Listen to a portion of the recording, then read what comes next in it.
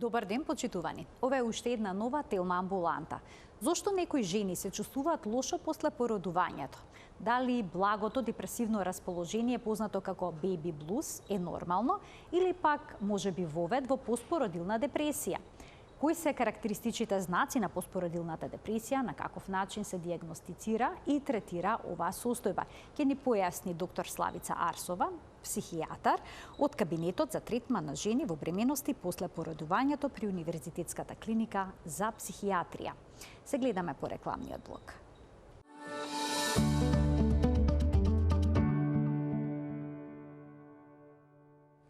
За постпородилната депресија денес разговараме со професор доктор Славица Арсова, психијатар, од кабинетот за третман на жени во бременост и после породување при Универзитетската клиника за психијатрија. Професорке, добре ни дојдовте во студиото на Телма. Добро ме најдов.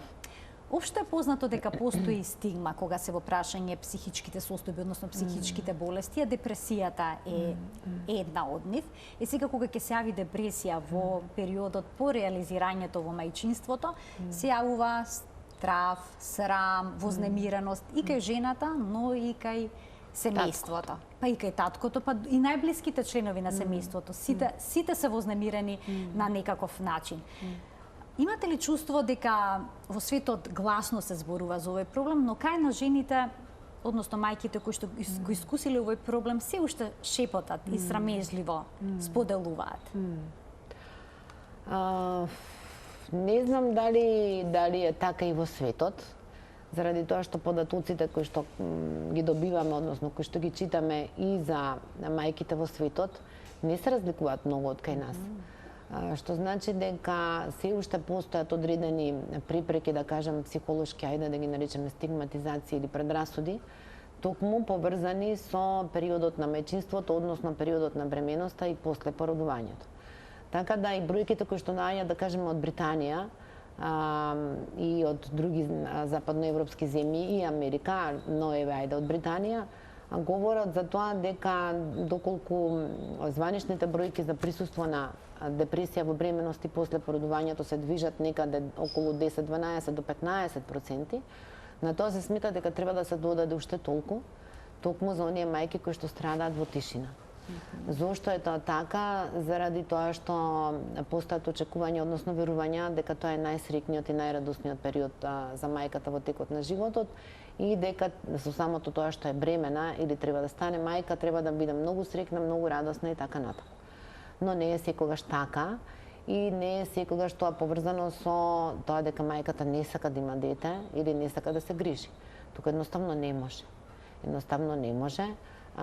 Токму заради појава на некои депресивни состојби кои што доколку се поизразени ја онеспособуваат мајката да се грижи ни за себе, не може да се грижи, камоли за своето дете, односно за бебето или за поширокото семејство.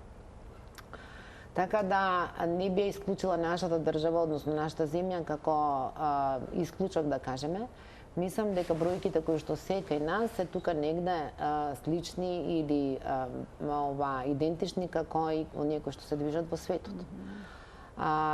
Порастот на депресијата како расстройство генерално во целата популација е голем секаде во светот, особено во развиените земји, и се смета за една од главните причинители, односно во првите 5 болести кои што го неспособуваат човекот, односно го хендикепираат или го невозможуваат да си ги обалува своите обврски, да се грижи за себе, да оди на училиште, да оди на работа, да оди на факултет и слично, да се дружи, односно го инвалидизира. Така да веќе избива во првите, да кажеме, ако не и прва, за инвалидизација на човекот.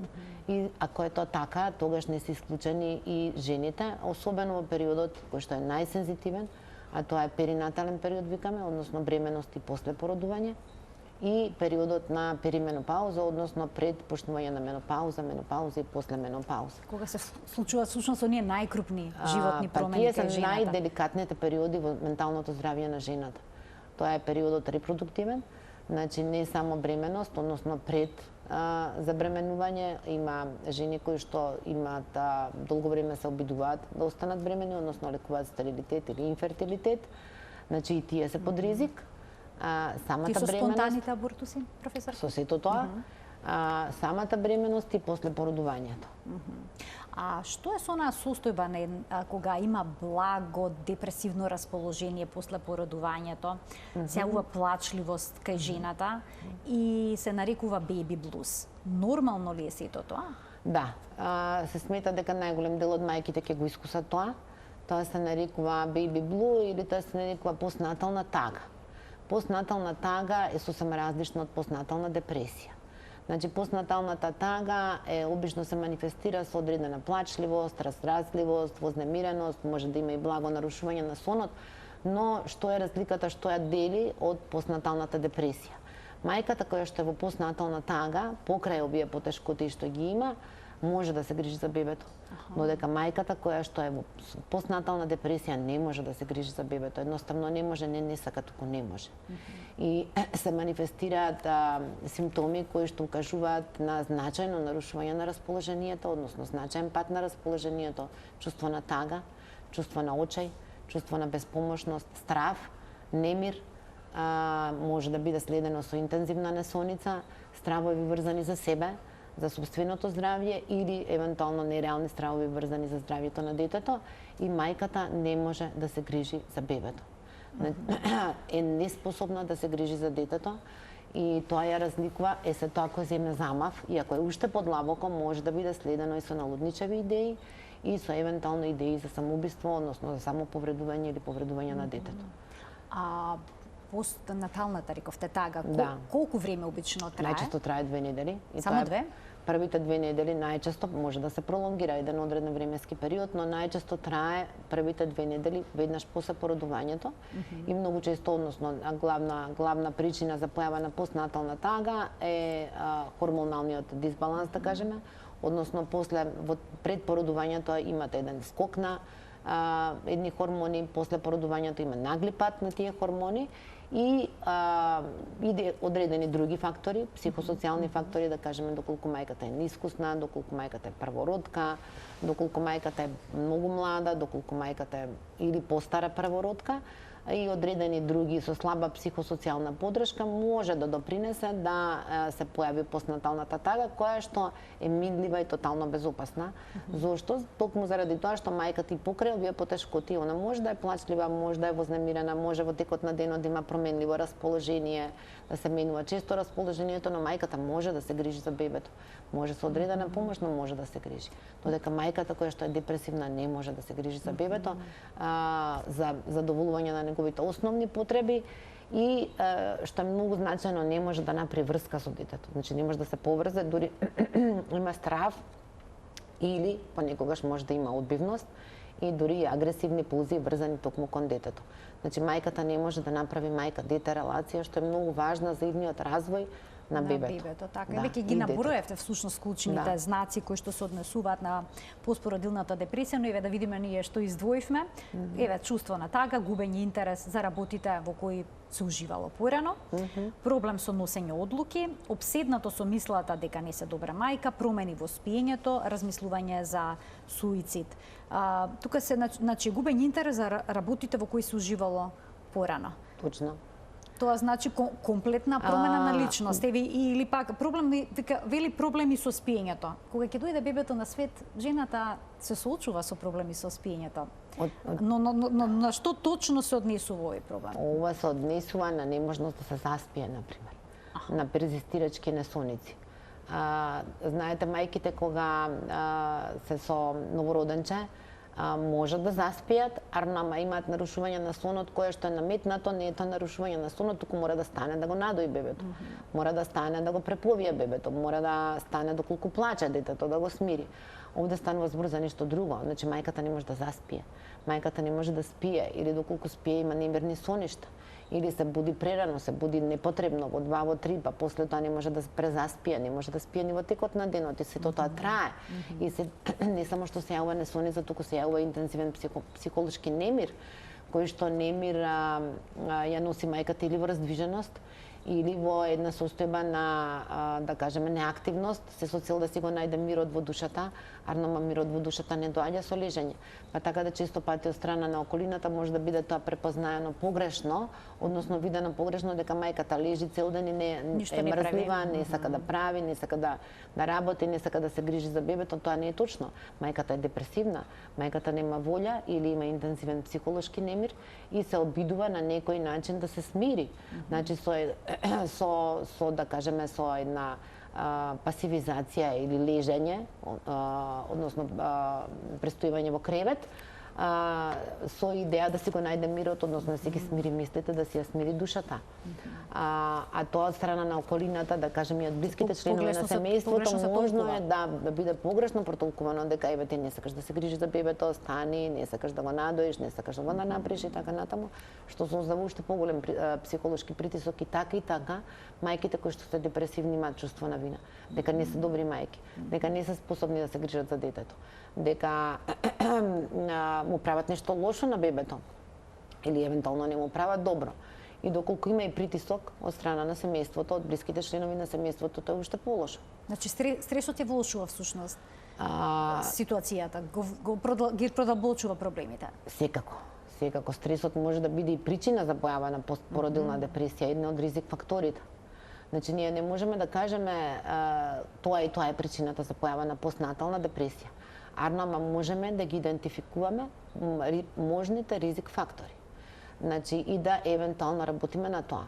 Да се препознае доколку некоја мајка е под ризик. Да се препознае доколку постои појава на депресивни состојби во бременоста, кој што е број еден ризик фактор за појава на постнатална депресија. Многу често во текот на бременоста не се препознава дека мајката е депресивна. Или тоа се толкува да исто така на поинаков начин, односно постојат обиди ајде ништо не ти е, па ќе станеш мајка, па ти треба да си радосна, па ти треба да си весела и така натаму. И голем дел од мајките не се ни обидуваат да побараат помош, токму врзани со овие предубедувања, односно предрасуди, дека јас не смеам да бидам нерасположена заради тоа што јас ќе станам мајка. Тоа не оди баш така. Значи имаат право да бидат нерасположени, имаат право да бидат тажни и имаат право да побараат помош. И доколку тоа се случи на време, доколку мајките се препознаат како такви уште за време на бременоста, ние постои многу помал ризик да се појави постнатална депресија. Постпородилната депресија кога најчесто се јавува? Дали веднаш после породувањето, под тие 2 недели кога се јавува постпородилната тага, или пак може и подоцна? Може и подоцна. Постпородилната депресија најчесто се надоврзува на антенаталната, односно на депресија во бременост. Па се јавува, може да се јави и веднаш после породувањето, може да се јави и малце подоцна. Значи, многу често мајките како знаат да кажат кои што се депресивни после породувањето, ништо не ми беше, одлично бев во болница кога се породив првите неколку дена или првите неколку дена дома, како сега наеднаш све ова ми се случува и така натаму. Тоа не е наеднаш, да се провлекува. Се провлекува и после тоа се продлабочува, така да најголем е ризикот за мајката, најголем ризик, ако зборуваме ризик за самоповредување, односно самоубиство, се смета дека е најголем при крај на бременост, значи евентуално непосредно пред породувањето, последните неколку недели и првите неколку месеци, односно првата година после породувањето. Може ли една година после породувањето да се јави постпородилна депресија, толку доцна, или тоа е веќе некоја друга форма на депресија? Пролонгирана состојба која што мислам дека не се јавила тогаш, мислам дека постоела и претходно, но не била препознаена можеби ни од самата мајка како таква, толкувано нели поврзување со постпородилниот период. А доколку се јави покасно, може да биде поврзана со некои други работи. Може ли да биде прикриена состојбата? Може да биде прикриена секако и заради тоа викаме ние на тие 15% да се додадат уште толку, така да стануваат веќе многу поголем број, негде околу 30% од жените можеби страдаат од некаков тип, може некаде полесна, некаде поблага, некаде поумерена, некаде потешка депресивна состојба. А да речеме да се јави постпородилна депресија, па потоа да се повлече состојбата само од себе, потоа да се врати. Има такви примери? Секако дека има и такви примери. Да се повторува во текот на животот. Можно е да никогаш повеќе да не се повтори. Може да биде само тогаш и никогаш повеќе. може да се повторува и тогаш веќе ќе стане збор за нешто друго, односно за повторувачко депресивно расстройство. Оние жени што искусиле поспородилна депресија со детето, да речеме после првото по породувањето со првото дете, потоа се плашат да забременат со второ дете. Ќе се повтори ли проблемот? Не мора да значи, постои ризик, да. Затоа што еден од ризик факторите, постојат повеќе ризик фактори за појава на постпородилна депресија или за појава на депресија во бременост. Еден од ризик факторите е минати депресивни епизоди. Се смета дека 1/20 жени, девојки, имала некаква депресивна епизода, некаква депресивна состојба, не мора да биде депресивна епизода во текот на минатиот период, да кажеме. Така да минати депресивни или некакви други епизоди е еден од главните ризик фактори. Друг ризик фактор е мајки кои што се малолетни. Друг или пак мајки повозрасни првородки. Лекување, долго време лекуван инфертилитет. Самохрани родители, односно самохрани мајки.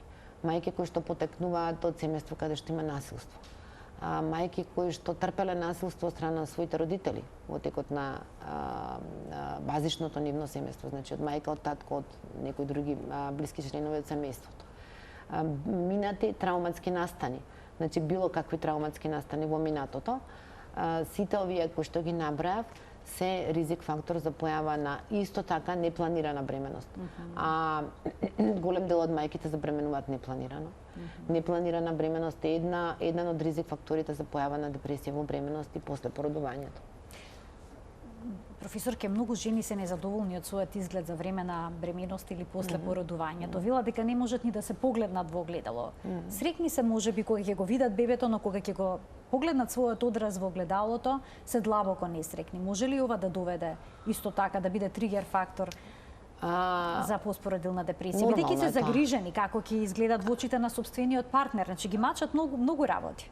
Точно, но тоа не е депресија. Тоа не е депресија, да се расчисти. Тоа не е депресија. Тоа може да биде нормално е ние во текот на денот или во текот на денови да бидеме различно расположени и да имаме одредени варијации на расположението кои што некогаш може да бидат сами по себе, некогаш може да се поврзани со различни надворешни фактори. Ама тоа не е депресија. Депресија е расстройство, депресија е болест која што не значи само нерасположение. Тоа значи пат на волја, тоа значи пат на нагонскиот потенцијал, односно или не можете да јадете или јадете премногу. Тоа значи нарушување на спиењето или спиете премногу или не спиете воопшто. Тоа значи неможност за извршување на сите оние активности кои што претходно сте ги обавувале, она што го спомнавте претходно. Губиток на интерес за било што или губиток на интерес за работите кои што сте ги извршувале со леснотија. Тоа може да бидат домашни активности, тоа може да бидат професионални активности, тоа значи социјално повлекување, односно тоа значи не сакам да контактирам со никого, не сакам да контактирам со другарките со кои што претходно сте комуницирале, сте контактирале со радост. Не сакам да комуницирам со блиските членови или со подалечните членови од семејството, така да депресијата е расстройство кое што не го опфаќа само расположението, туку сите останати психички функции.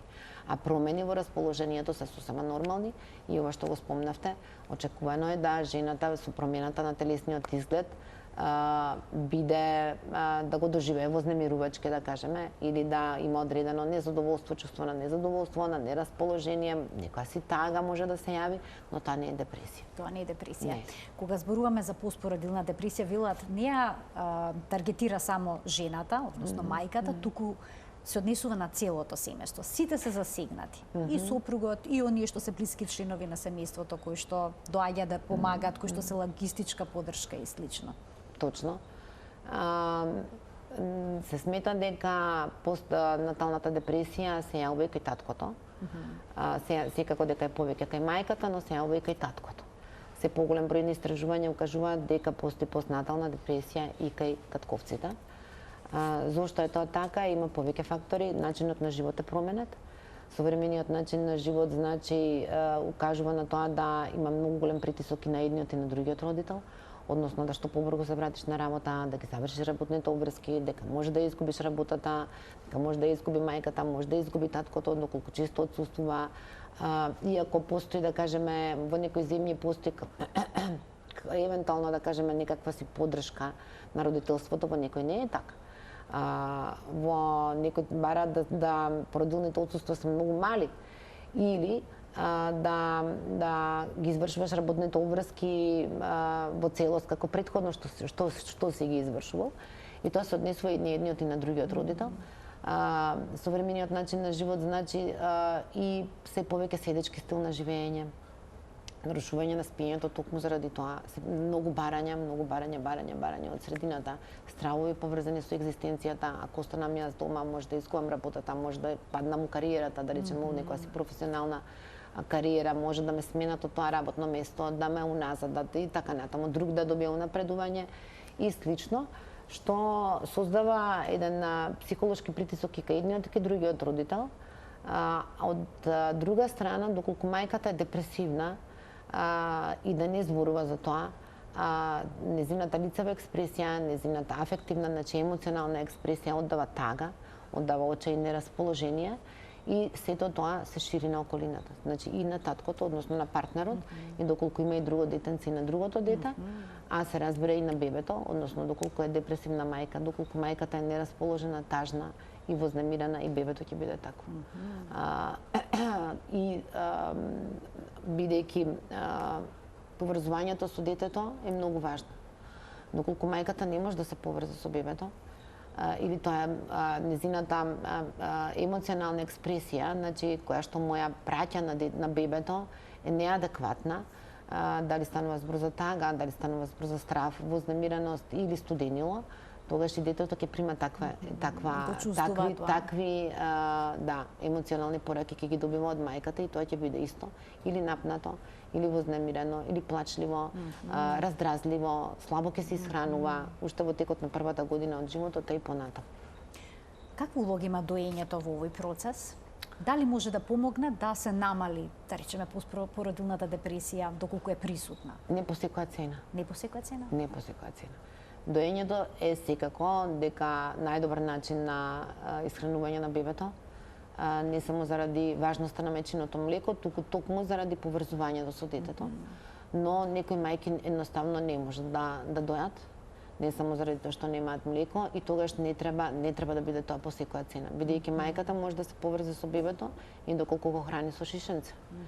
Секако дека треба да се поддржува доењето, но за да се направи процесот на доење, особено кај мајка која што е првородка, исто така е потребна помош од страна на околината.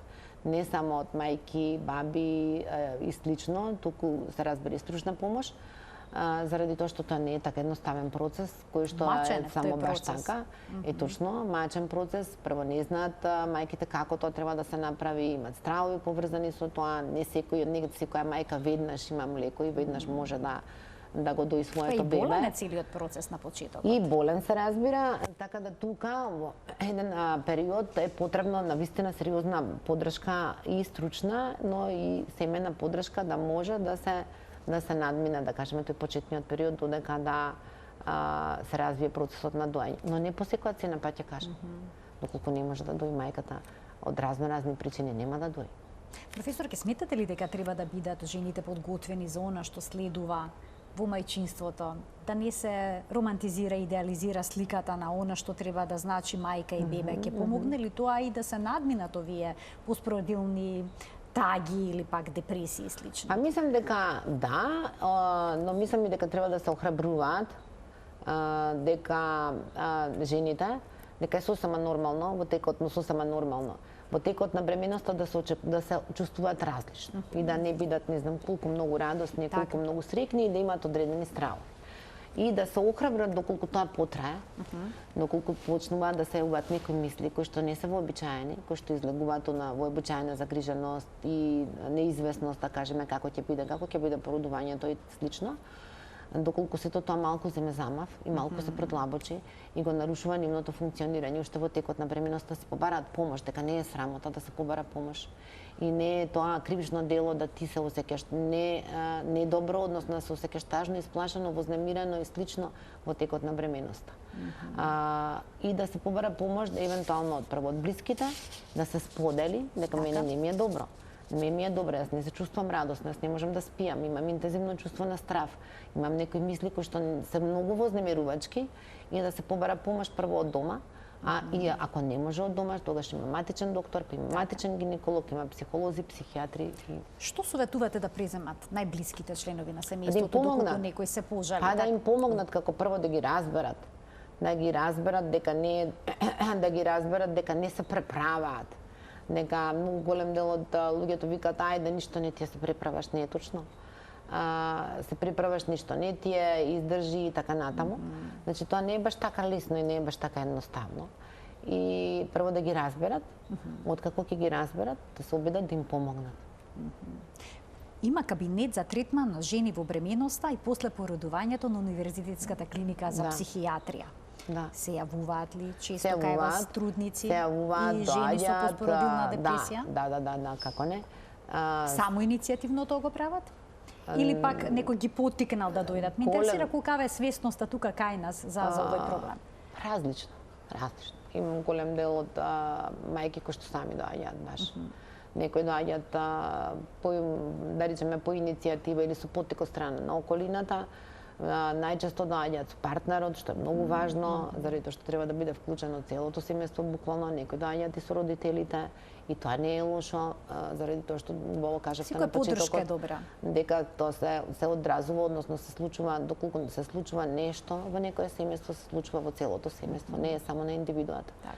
Значи не е само таа која што треба да ја лоцираме како да кажеме пациент или како болен или болна, туку тоа се случува буквално на целото семејство, а особено па доколку станува збор за ваква ситуација, односно за бременност и постпородување, секако инсистираме да биде вклучен и партнерот доколку може.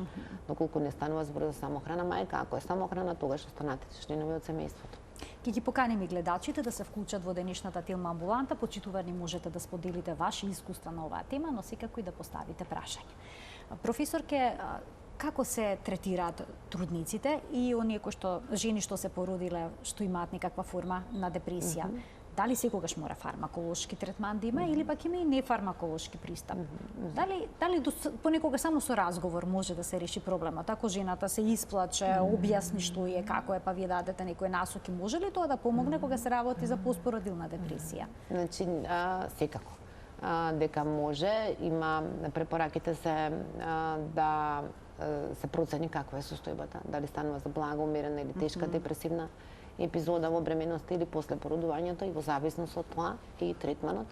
Значи психијатриско-психолошки интервенции кои што вклучуваат секако психотераписки интервенции и од страна на психијатарот, но и од страна на психолог, доколку станува збор за умерена или за тешка депресивна епизода, тогаш мора да се вклучи фармаколошка терапија.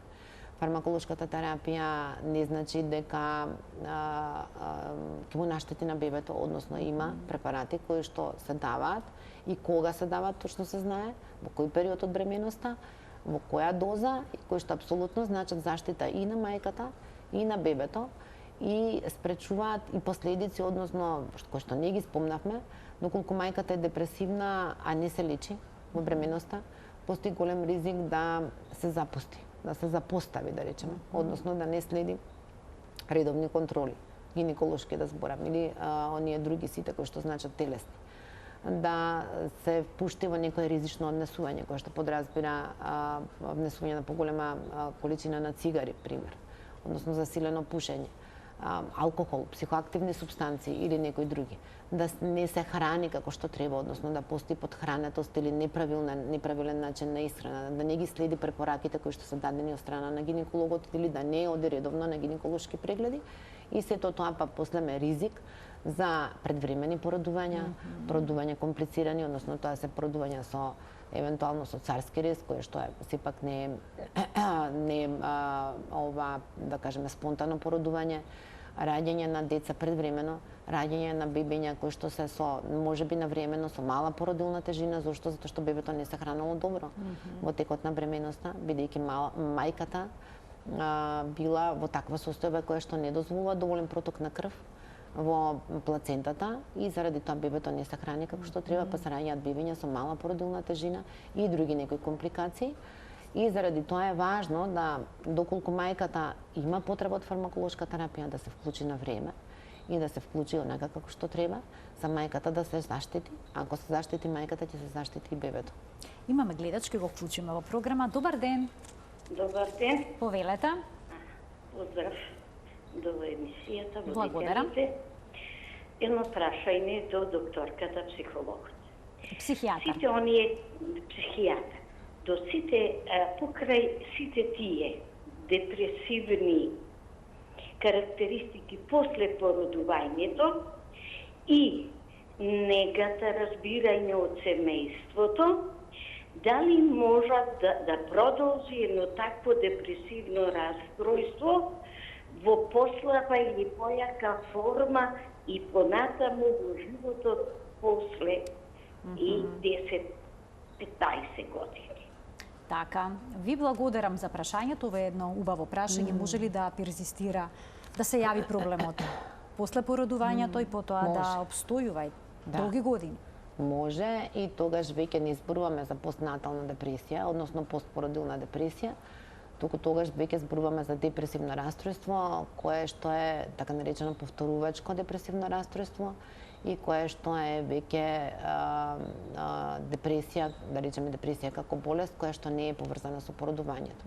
Можно е да породувањето, односно постпородилниот период да бил само тригер, односно да бил откочувач за развој на едно депресивно расстройство кое што ќе се повторува во текот на животот, а кое што не можеме да го ставиме во рамките на постпородилна депресија. Бидејќи постпородилната депресија, ако е само таква, би требало да почне и да заврши. Ме разбирате? Така. И да заврши и да се следи после период на едно нормално, односно на едно уредно функционирање без значајни промени на план на расположението или на сите оние други психички функции. Можно е да се повтори со второто дете, но не мора. Но доколку станува збор за вакво нешто, како што спомна гледачката, тогаш веќе не е депресија постпородилна, туку е депресија, односно депресивно расстройство, кое што е афективно расстройство. Ако се повторува, се вика повторувачко депресивно расстройство, кое што не е постпородилна депресија. Кога се работи за постпородилната депресија и употребата на антидепресиви, кога очекувате да помине? Колку време по почетокот на терапијата? Брзо, значи не преку ноќ се разбира, заради тоа што е потребно да се постигне една фармаколошко дејство, да кажам, но одредени олеснувања ќе се осетат уште на почетокот, значи ќе се смири напнатоста, ќе се среди сонот, ќе се смири вознемиреноста, ќе се овозможи на мајката полесно да се поврзе со бебето, така да после месец, да речеме, после 2-3 недели веќе ќе има, односно после 3 недели ќе има значајно подобрување и во текот на неколку месеци ќе си биде мајката сосема во уредна состојба. Тогаш терапијата се прекинува Не или се прекинува. продолжува? Не се прекинува, најмалку 6 месеци терапијата се пие. Да, доколку станува збор за антидепресивна терапија. Може да се даде и нешто друго како терапија? Може да се даде ако има потреба. Да, доколку има потреба, секако дека може да се даде во после породувањето и анксиолитик, односно за смирување на анксиозноста, може да се даде и антипсихотик во ниски дози, доколку има таква потреба, значи доколку има психотична состојба, значи мајката го губи контактот со реалноста, тоа е постпородилна психотична состојба, психоза, доколку мајката има налудничави идеи, доколку има и други знаци за психотична состојба, како што се халуцинации, доколку има суицидални идеи, тие се налудничави идеи, тогаш секако дека ќе вклучиме и антипсихотик. Во Соединетите Американски држави неодамна одобрија апче за постпородилна депресија. Агенцијата за храна и лекови вели дека зуранолонот треба се зема 2 пати дневно, 2 недели и ќе даде резултат. За каква терапија сега станува збор? Станува збор за како да ви опишам. Тоа е еден вид на неуростероиден, да кажеме, регулатор или стимулатор на одредени рецептори, но не можеме да кажеме дека станува збор за лек, туку евентуално од оние препарати кои што се како се нарекуваат подпомагачи.